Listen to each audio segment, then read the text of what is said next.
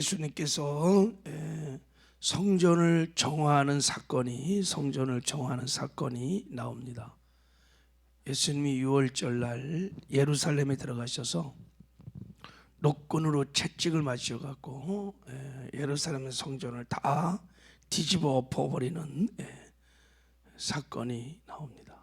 그리고 예수님이 너희가 이 성전을 헐라, 내가 사흘 동안에 다시 완전히 새로운 성전을 세우겠다고 선포를 합니다.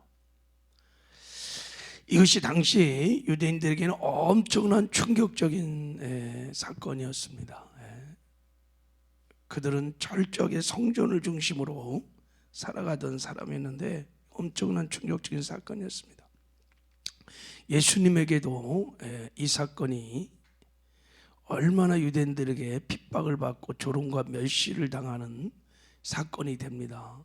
나중에 예수님이 십자가에 못 박혀 돌아가실 때 유대인들이 뭐라고 예수님을 모욕했냐면, 마가복음 15장 29절에 보면 예수를 모욕하여 이르되 아하, 성전을 헐고 사흘에 짓는다는 자여 하면서 내가 너를 구원하여 십자가에서 내려오라 하면서 막 네가 성전을 헐고 사흘 안에 짓는다고 하는 자여 하면서 막 그만큼 이 사건이 그들에게 엄청난 충격적인 사건이었다는 것을 보여주고 있습니다. 왜 예수님이 성전에 들어가서 다 성전을 뒤집어 엎었을까요?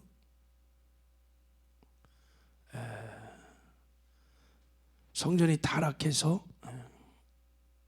그들이 예배 정신을 다 잃어버려서, 아니면 종교 지도자들이 타락해서, 그것도 하나의 이유일 수 있어요. 그러나 그게 아니에요.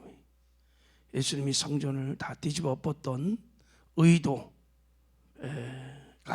있습니다. 제가 요한복음 우리 가나의 혼인잔치를 상고하면서 말씀드렸죠.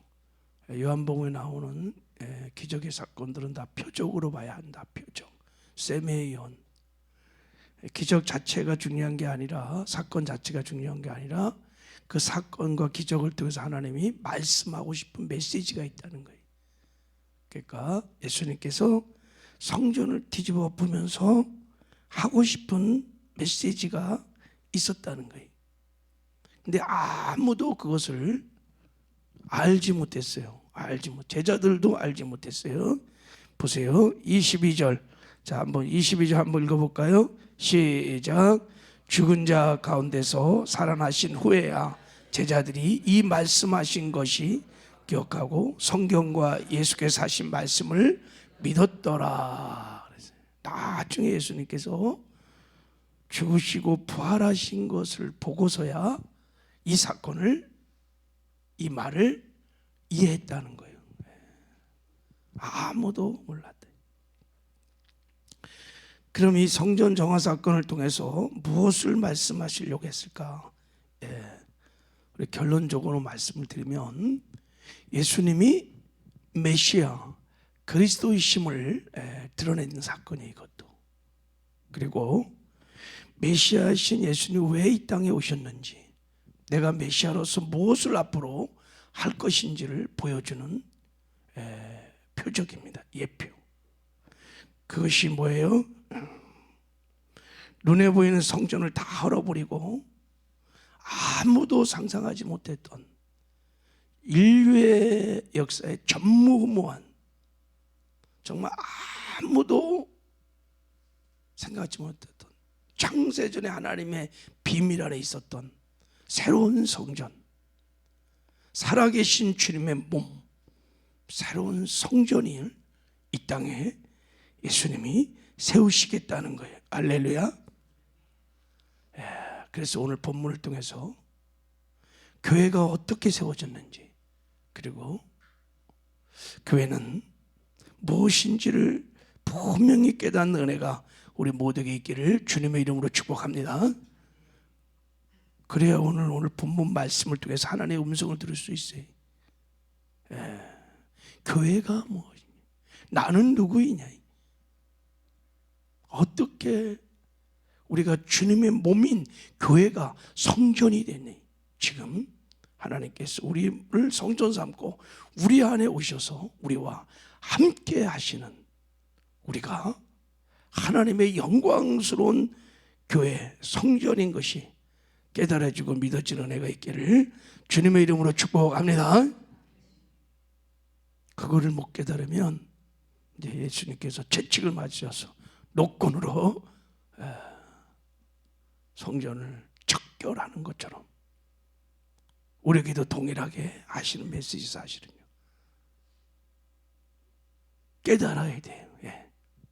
자, 우리 한번 이런 맥락으로, 이런 관점에서 한 절씩 잠깐 한번 본문을 상고해 보도록 할게요. 자, 우리 13절 읽겠습니다. 시작. 유대인이 유월절이 가까운지라 예수께서 예루살렘으로 올라가셨더니, 자, 유대인의 유월절이 가까워서 예수님이 예루살렘에 올라갔어요. 유월절이 출애굽의 사건을 기념하는 절기죠. 유대인들은 무조건 남자들은 1년에 3번 절기를 지켜야 돼요.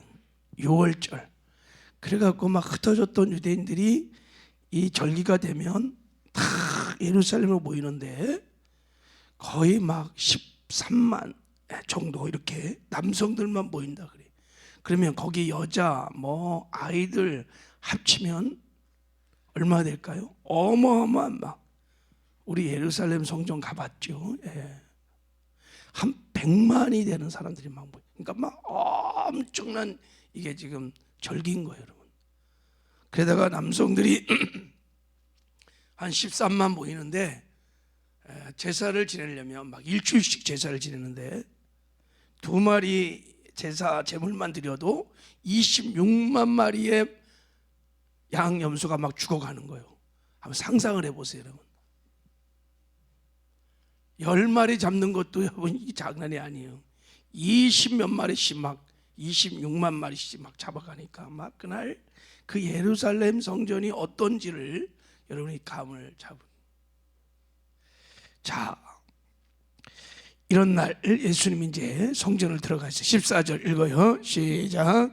성전 안에서 소와 양과 비둘기 파는 사람들과 돈 바꾸는 사람들이 앉아 있는 것을 보시고, 성전 안에 소와 양과 비둘기 파는 사람들과 돈 바꾸는 사람들이 앉아 있었다. 왜 성전 안에 이들이 앉아 있었을까요? 이들이 성전에서 제사를 드리려면 2가지가 반드시 필요했어요. 첫째는 성전에 일단 들어가려면 성전세를 내야 돼. 속전이라고 하는 성전세를 내야지 들어가. 그리고 이제 제사를 드리려니까 제물이 필요한 거죠. 흠없는 제물이 필요한 거예요. 그러니까 반드시 그날 유월절 절기를 지키려면 2가지가 필요한 거예요. 성전세. 근데 성전세를 내는데 유대 화폐로, 유대인들의 화폐로 반세기를 내게 했어요. 노동자 이틀치 값이 되는 게 반세기 그 정도인데, 여러분 당시 디아스포라 유대인들이라든지 유대인들이 식민 통치에, 로마의 통치 가운데 있었기 때문에 화폐를 어떤 돈을 썼냐면 로마 화폐나 헬라 화폐를 썼단 말이죠. 그 돈에는 가이사의 형상이 닦여 있단 말이죠. 그러니까 성전세로는 반드시 무슨 돈을 내야 되냐면 유대인의 세계를 내야 돼요. 근데 실용화폐는 다 그런 화폐를 썼는데 성전에 들어가려니까 세겔이 필요한 거예요. 세겔이. 그럼 어떻게 해야 돼요? 환전을 해야 되는 거예요. 바꿔야 돼요. 바꿔야 돼.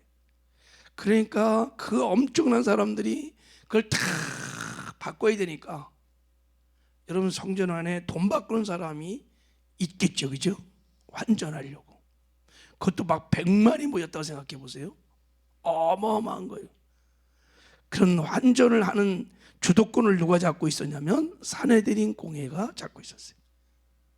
그래서 환전할 때마다 수수료를 50%씩 받는 거야. 그러니까 막 돈이 막 절기가 되면 뒤에 막 쌓이는 거야, 쌓이는 거예요. 이게 그런 판이에요, 지금 이게.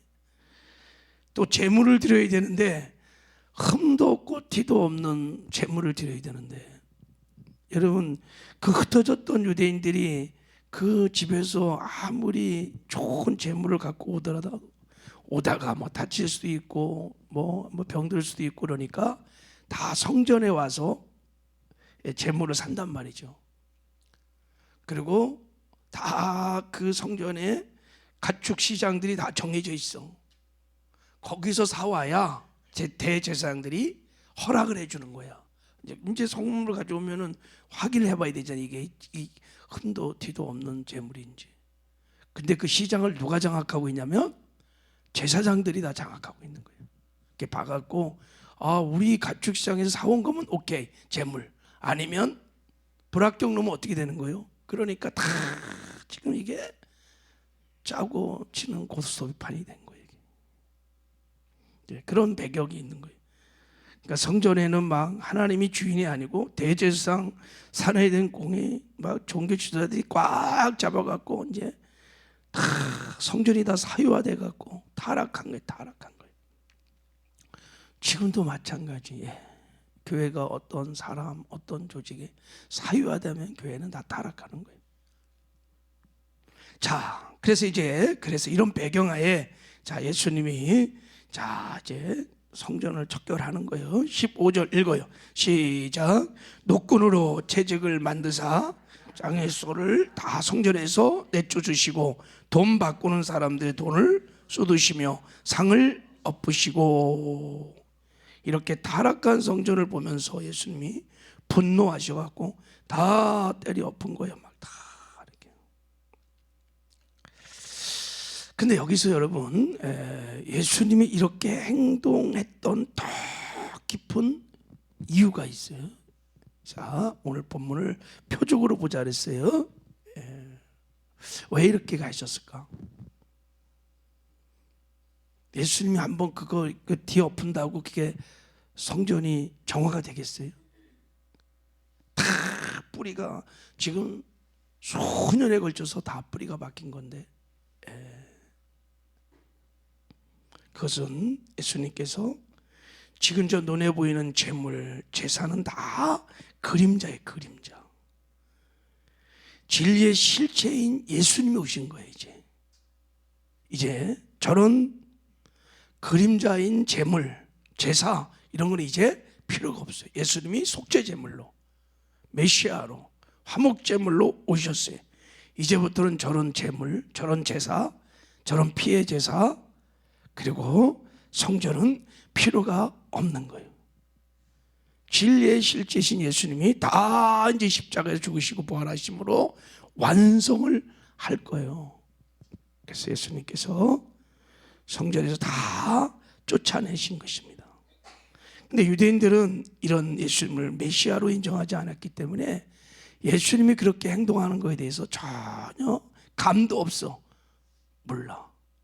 전혀 몰라요. 자, 우리 16절 읽어봐요. 시작. 비둘기 파는 사람들에게 이르시되 이것을 여기서 가져가라. 내 아버지 집으로 장사하는 집을 만들지 말라 하시니. 성전은 하나님 아버지 집이라고 말씀하셨어요. 자, 17절 시작. 제자들이 성경 말씀에 주의 전을 사모하는 열심히 나를 삼키리라 한 것을 기억하더라. 그래서 제자들이 예수님 막 성전을 막 청결하는 모습을 보면서 시편 69편 9절을 생각했다는 거예요. 이게 다윗이 여러분 원수들 앞에서 하나님을 위해서 핍박받는 내용입니다. 야, 예수님이 이제 죽었다. 제자들이 그렇게 말하는 거예요. 지금 예수님이 이제 죽었다. 이제 벌집을 쑤신 거야. 이게 이제 핍박을 받을 거다. 이제 이렇게 말을 한 거예요. 자, 18절 읽어봐요. 시작. 이에 유대인들이 대답하여 예수께 말하기를 내가 이런 일을 행하니 무슨 표적을 우리에게 보이겠느냐.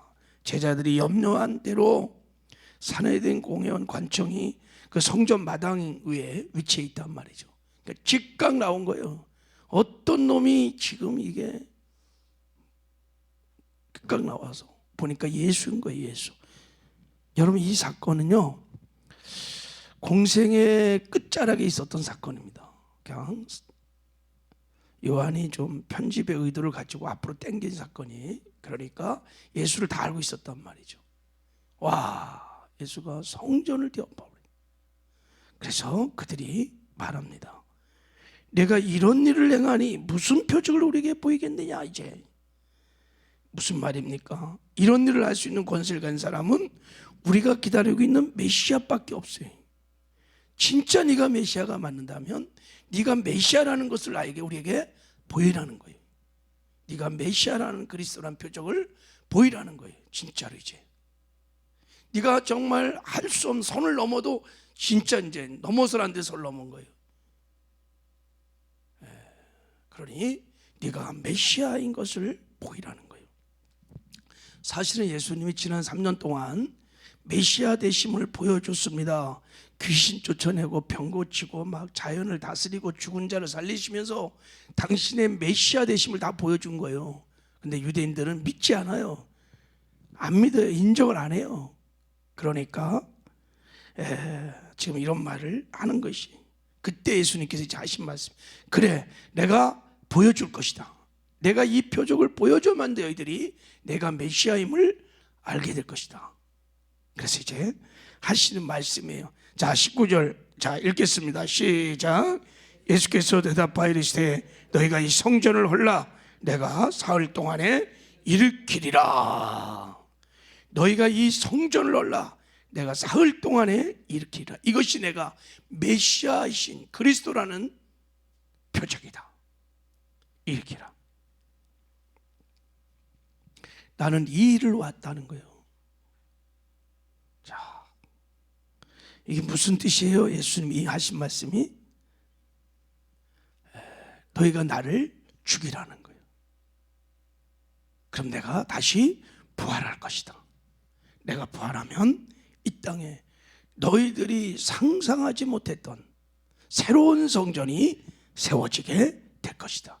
그게 살아계신 주님의 몸, 새로운 성전이 세워질 것이다 라고 말을 한 거예요.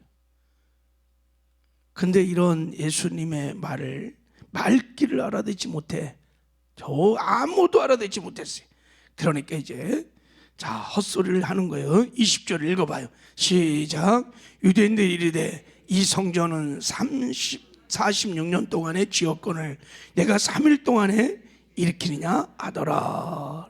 아니 지금 저 성전이 46년 동안에 걸쳐서 진 성전을 저거로 허물고 네가 사흘 동안에 성전을 짓는다고? 야, 뭐 이게 도무지 이해할 수 없는 말을 하는 거예요. 지금 예수님 당시의 성전이 수르바벨이 지었던 성전이에요. 이걸 헤롯 왕이 좀 복원을 했어요. 46년 동안에 그 성전을 말하는 거예요. 자, 그런데 예수님이 하신 말씀은 그런 뜻이 아니에요. 저 눈에 보이는 성전을 헐라는 것이 아니라 나를 죽이라는 거예요. 내가 죽어야 성전이 세워진다는 거예요.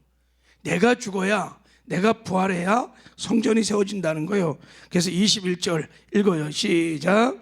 그러나 예수는 성전된 자기 육체를 가리켜 말씀하신 것이니라. 할렐루야. 너희들이 성전인 나를 죽일 거다. 그럼 나는 부활할 거다. 내가 부활하면 성전이 세워질 것이다. 할렐루야. 살아계신 주님의 몸, 피조물인 인생과 창조주 하나님이 생명의 연합을 이루어서 세워지는 살아있는 성전, 그 성전을 삼고 예수님이 직접 주의 성령으로 오시는 성전, 그 성전이 세워진다는 거예요. 할렐루야. 여러분 믿으십니까? 여러분 지금 이 예수님의 말씀을 믿으십니까? 그것이 저와 여러분 안에 그대로 지금 응하여서 저와 여러분이 지금 영광스러운 주님의 성전, 성령의 성전, 주님의 몸, 교회가 된 줄 믿습니다. 여러분이 실체예요. 예수님이 하신 말씀이 그대로 우리에게 이루어졌어요. 우리가 이제 하나님의 성전입니다. 여러분, 우리가 하나님의 성전 되어서 이 땅에 사는 동안에 성전으로 사시기를 바랍니다. 어떻게 우리가 하나님의 성전이 되었을까? 에베소 1장에 보면 예수님이 십자가에 죽으시고 십자가에서 부활하시고 하늘 보좌 승천하시고 보좌에 앉을 때 예수님께서 만물을 통치하시는 만왕의 왕이 되셔서 교회의 머리가 되시고 교회는 주님의 몸이 되었다라고 말씀하세요. 할렐루야. 어떻게 우리가 주님의 몸이 됐어요? 자, 에베소 2장 4절 6절에 이렇게 말합니다. 허물로 죽은 우리를 그리스도와 함께 살리셨고 또한 함께 일으키사 그리스도 예수 안에서 함께 하늘에 앉히시니 그랬어요. 예수 죽음 내 죽음 되게 하시고 예수 부활 내 부활 되게 하시고 예수 승천 보좌 내 승천 보좌 되게 하셔서 주의 성령으로 내 안에 주님이 오신 것입니다. 그래서 우리가 하나님의 성전이 된 것입니다. 할렐루야. 이 영광스러운 일들이 벌어졌어요. 왜 하나님께서 우리를 하나님의 성전으로 삼으셨는가? 이어서 7절에 이렇게 말합니다. 이는 그리스도 예수 안에서 우리에게 자비하심으로 그 은혜의 지극히 풍성함을 오는 여러 세대에 나타내려 하심이니라 그랬어요. 우리를 예수님의 몸인 교회로 삼으신 이유는 우리가 이 땅에 사는 동안에 오고 가는 많은 세대들에게 하나님의 그 풍성을 드러내시기 위해서 예수님의 나라, 예수의 능력, 예수의 영광을 저와 여러분을 통해서 만방에 드러내기 위해서 우리를 주님의 몸인 교회로 삼으셨다는 거. 할렐루야.